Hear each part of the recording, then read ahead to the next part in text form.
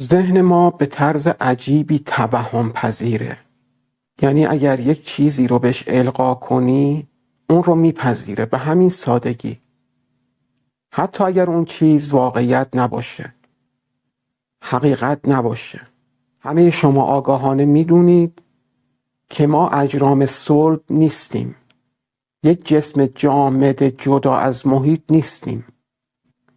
اگر کره زمین به اندازه یک توپ والیبال منقبض بشه، جمع بشه تو خودش، به یک سیاهچاله تبدیل میشه. تازه اون موقع هم نمیتونیم بگیم که این کره زمین کلاً از محیط اطرافش جدا هست. باز هم همون کره زمین فضای خالی بسیار زیادی در درون خودش داره. اگر کل این کیهان، تمام چیزی که میشناسیم، تمام چیزی رو که میتونیم ببینیم که بین 50 تا 100 میلیارد سال نوری قطر این جهانه، اگر تمام این کیهان، این جهان بیاد جمع بشه، منقبض بشه و از یک ذره اتم کوچکتر بشه، یعنی برسه به نقطه آغاز آفرینش کیهان، اون موقع شاید بشه گفت که کل کیهانمون به یک جرم کاملا صلب تبدیل شده. ولی در آغاز آفرینش کل این کیهان که در یک ذره کوچکتر از اتم جمع شده بود شروع کرد به انبساط. صدها هزار سال، میلیونها سال منبسط شد با سرعت بسیار بسیار بالا تا الان حدود 50 تا 100 میلیارد سال نوری منبسط شده. و حتی اجرام صلبی که در این کیهان میبینیم فضای بسیار زیادی بین خودشون دارن. یعنی اینو میخوام بگم، منی که ذهن شما به صورت یک انسان میبینه، یک محیطی میبینه که حاشیه داره، خیلی صلبه، یه شکل خیلی منجمدی داره، این منی که دارید میبینید در اصل مثل شعله‌های آتیشم. یعنی اگر با دوربینای حساس نگاه کنید هیچ جرم صلبی رو نمیتونید پیدا کنید.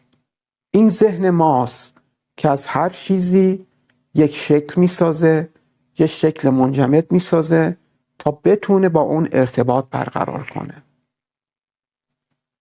ما در درون محیط، در درون فضا انبساط داریم، پخشیم، به هیچ عنوان صلب نیستیم. منتها گفتن این دردی رو دوا نمیکنه. خیلی از شما اینو میدونید، ولی نمیشه از این توهم فرار کرد. چرا؟ یه مثال میارم. صدها سال نیوتن برای ما اثبات کرد که اجرام جاذبه دارن، همون جاذبه‌ای که همه ما حسش میکنیم. با همون فرمول‌های نیوتن میتونیم موشک بفرستیم هوا و ماهواره‌ها رو توی مدار قرار بدیم. ولی 100 سال پیش انیشتین اومد اثبات کرد که اجرام جاذبه ندارن، به هیچ عنوان جاذبه ندارن. چیزی که به عنوان جاذبه ذهن ما داره حس میکنه در اصل حرکت شتابدار ما در خمیدگی فضا زمانیه که کره زمین ایجاد کرده. ما داریم در خمیدگی فضا زمان با شتاب 9.8 متر بر مجذور ثانیه در یک خمیدگی ولی در جهت مستقیم حرکت میکنیم. بسیاری از دانشمندانی که 10 سال دارن فیزیک تدریس میکنن هنوز این رو نتونستن درک کنن، حس کنن. منم نمیتونم حس کنم، چون ذهن ما اومده به این عادت کرده، به این جاذبه، به این توهم عادت کرده. حالا من و شما با دونستن این که ما صلب نیستیم، ما در محیط حلیم، ما در محیط انتشار داریم، نمیتونیم استفاده ای از این مفهوم کنیم. مگر اینکه بیایم ذهنمون رو از این توهم صلب بودن، جامد بودن آزاد کنیم. حالا این تمرینی که بهتون میدم باید تکرار کنید، بسیار زیاد. چرا؟ چون ذهنتون عادت کنه به این موضوع که توی فضای جمجمه زندانی نیست. ذهنتون، امواج ذهنیتون آزاده، انتشار داره. منتها این توهم به وجود اومده که ذهن ما در این فضای جمجمه محصوره. ولی همه شما میدونید و به خوبی هم میدونید که میشه این امواج رو جای دیگه هم حس کرد. این تمرینی که بهتون میدم میخواد به این موضوع برسه، یعنی توهم منجمد بودن رو از بین ببره. خیلی راحت در یک حالت تمرکز سطحی میشینید، چشماتون رو میبندید.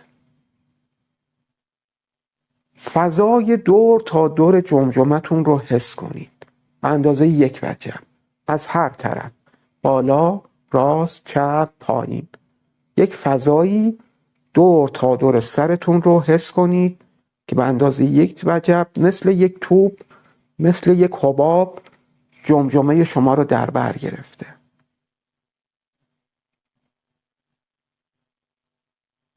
مغز شما، مغز مادی شما در مرکز این حباب قرار داره. منتها امواج ذهن شما که جزئی از کالبد ذهنی شماست در اون حباب حضور داره. حالا چشماتون رو می‌بندید، اون حباب رو تصور میکنید دور تا دور سرتون. باید حضور ذهنی خودتون رو در داخل این حباب حس کنید. حبابی که از هر طرف 1 وجب با جمجمه شما فاصله داره. به چه صورت میتونید حس کنید؟ چشماتون رو میبندید، فضای اطراف رو حس کنید، احساس کنید که اینجا ذهن شما حضور داره.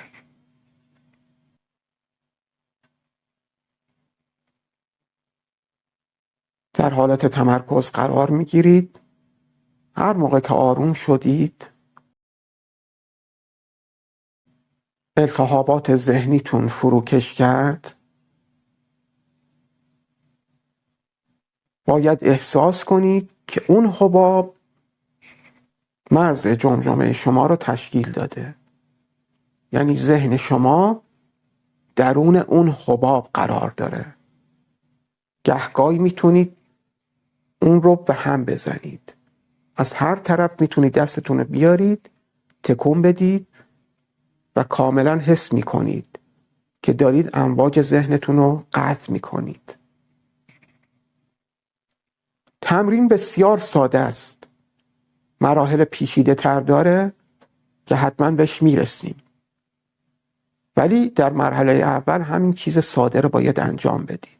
در حالت تمرکز که میشینید، احساس کنید که امواج ذهنی در اینجا فشار دارن از دور تا دور به جمجمه شما فشار میارن. احساسش بسیار ساده هست. خیلی سریع این احساس به دست میاد. امواج ذهنتون رو گسترش بدید. حس کنید که در اون حباب حضور پرتراکم داره.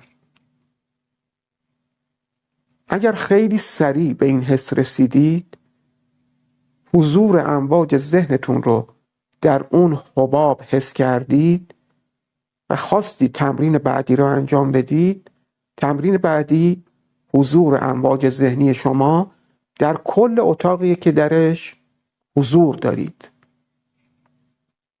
به همون حالت تمرکز کل اتاق رو طوری تصور کنید که درون جمجمه شما قرار داره. امواج ذهنیتون در درون اتاق پخشه. حتی میتونید اشیاء داخل اتاق رو حس کنید. مثلا تلویزیون، میز یا هر چیز دیگه هست، گلدونی چیزی.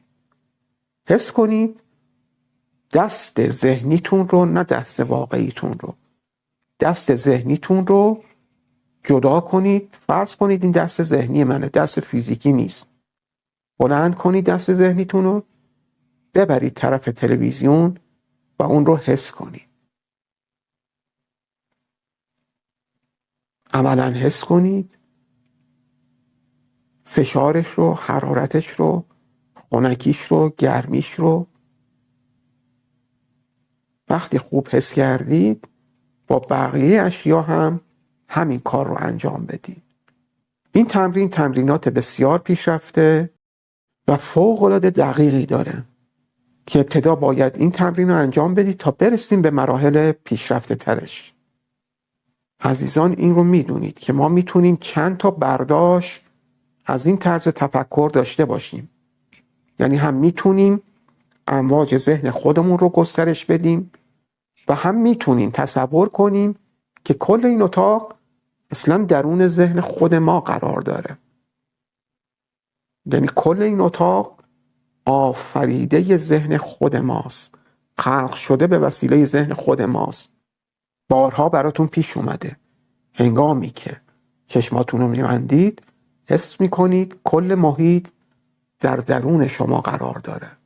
حسش میکنید، حس میکنید محیطید به کل این اشیا، به کل این اتاق، به کل این شهر، به کل کره زمین. این حس رو خیلیاتون میدونم داشتید. این تمرین بسیار ساده رو بارها تکرار کنید تا از توهم انجماد ذهنی در بیاید. ساده نیست از توهم در آمدن، منتها راهش انجام همین تمرینیه که خدمت شما معرفی کردم. تا دیداری دیگر، خدا نگهدار.